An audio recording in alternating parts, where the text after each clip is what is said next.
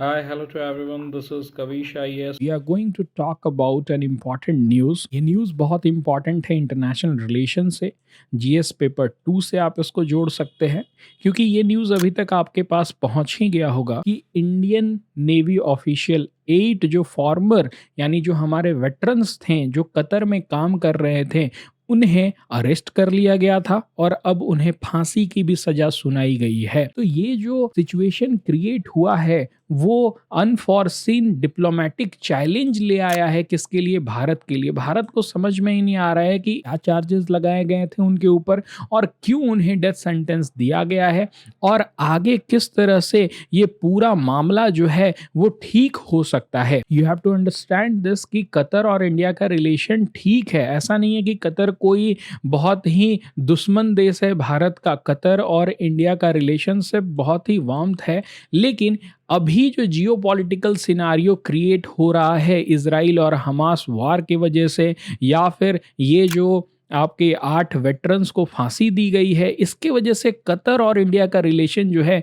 वो खराब हो सकता है। इसके ऊपर भी आगे हम लोग चर्चा करेंगे, लेकिन पहले ये समझते हैं कि बैकग्राउंड क्या है, क्यों इन्हें फांसी की सजा दी गई है, ये वहां पर कर क्या रहे थे। You can see out here, ये जो वेटरन्स थे ना वो वर्क कर रहे थे एक कंपनी के लिए जिसका नाम था Dahra global technology.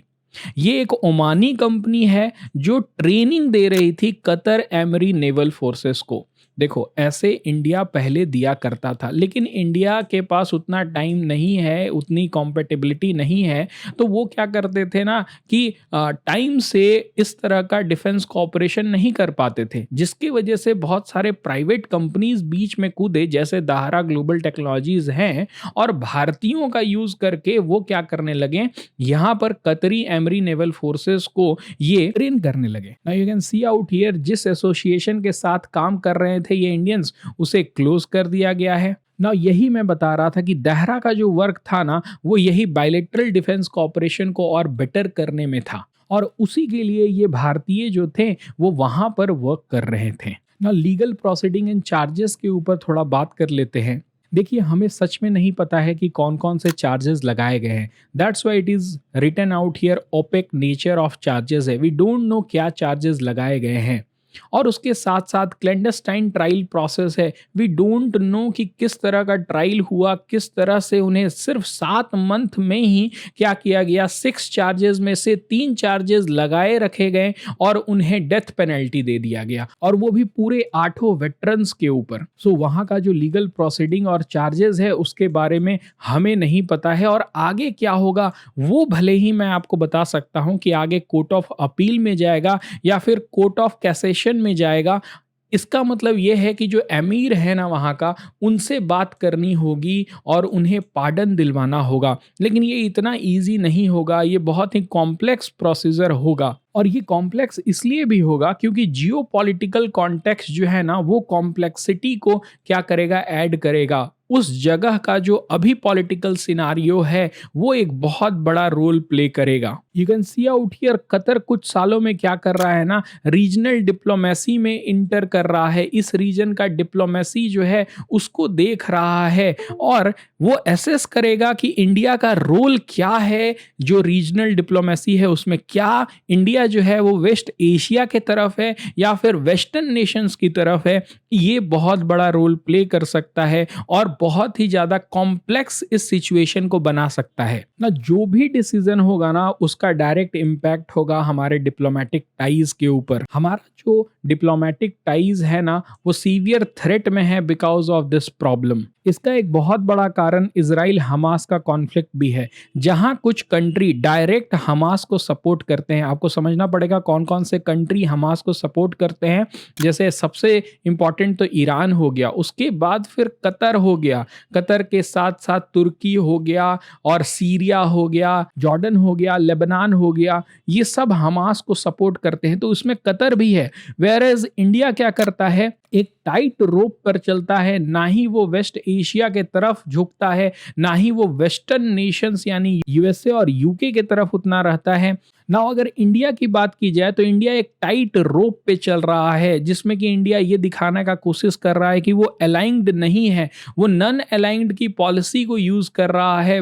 Bharat simply बोल रहा है कि हम हमास के अगेंस्ट हैं लेकिन पैलेस्टाइन के साथ हैं, और इजराइल के ऊपर जो 7 अक्टूबर को अटैक हुआ था ना, उसका भी हम कड़ी शब्दों में निंदा करते हैं। तो भारत कोशिश कर रहा है कि वो कोई भी साइड को सपोर्ट ना करे। ये क्या कर सकता है, भारत और कतर का जो रिलेशनशिप है ना, उसको और ज्यादा बिगाड़ सकता है, क्योंकि कतर डायरेक्टली क्या करता है, हमास को सपोर्ट करता है जिसके अगेंस्ट भारत है। भारत कोई भी टेररिस्ट ऑर्गेनाइजेशन जो है ना, उसके हमेशा ही अगेंस्ट रहता है। उसके साथ साथ एक ह्यूमैनिटेरियन कंसिडरेशन भी हमें समझना होगा। क्या है ह्यूमैनिटेरियन, क्या मानवता की बात की जा रही है कि ये सारे वेटरन जो है ना, वो 50 साल से ऊपर के हैं, 60s में हैं।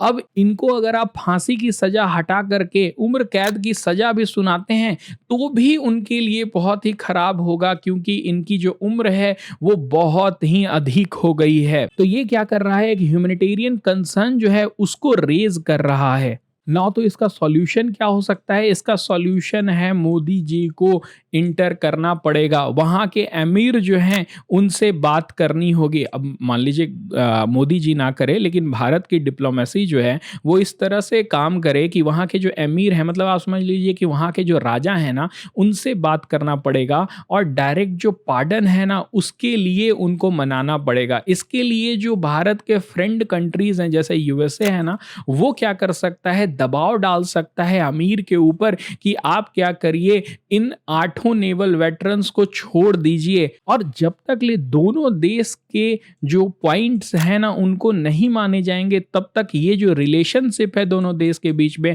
वो बेटर नहीं हो पाएगा। ऐसा पोटेंशियल डिप्लोमेटिक फॉल आउट हो सकता है, यानी कि कतर और इंडिया का रिलेशनशिप जो है वो खतरे में आ सकता है। You have to understand that global south cooperation में भारत को जरूरत है कतर जैसे कंट्रीज का। इसलिए मैं बोल रहा हूं, कतर जो है वो एक दोस्त है भारत का, और आगे चल करके अगर डिप्लोमेटिकली वर्क किया जाए तो भारत ये 8 को छुड़ा सकता है। इसमें ऑफ कोर्स यूएसए और वेस्टर्न नेशंस की जरूरत पड़ेगी, और हो सकता है कि 8 जो हैं उनका जो भी डेथ सेंटेंस है उसको पार्डन कर दिया जाए और उन्हें भारत वापस ले आया जाएगा। लेकिन थोड़ा चार्जेस भी क्या हैं उसके ऊपर भी हमें क्लैरिटी नहीं है। But I know one thing कि भारत की डिप्लोमेसी बहुत ही बेटर है, और वो हद तक जाएगी जिसमें कि इन्हें बचाया जा सके। सो आई होप आपको सारे पॉइंट समझ में आए होंगे कि अभी क्या हुआ है, क्या आगे लीगल होगा,